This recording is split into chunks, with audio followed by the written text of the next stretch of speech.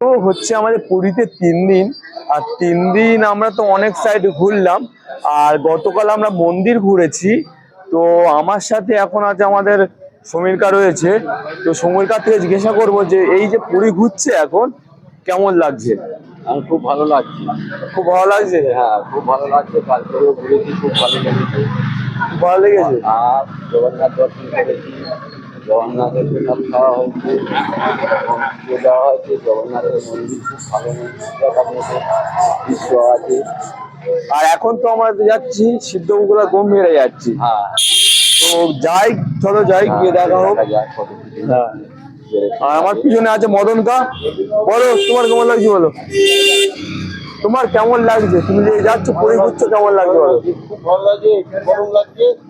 না, তোমার শরীরটা দেখো, তোমার শরীরটা দেখো, খালি তোমার শরীরটা যেহেতু মোটা, তোমার তো গরম তো লাগবেই। ওই জন্য একটু অসুস্থ লাগছে। এমনি দেখাশোনার দিক দিয়ে খুব ভালো লাগছে। আমার 800 বছর যেন আসে যায় এই মনে করছি আমি। তাই নাকি? তো বন্ধুরা ভিডিওটা দেখতে থাকুন।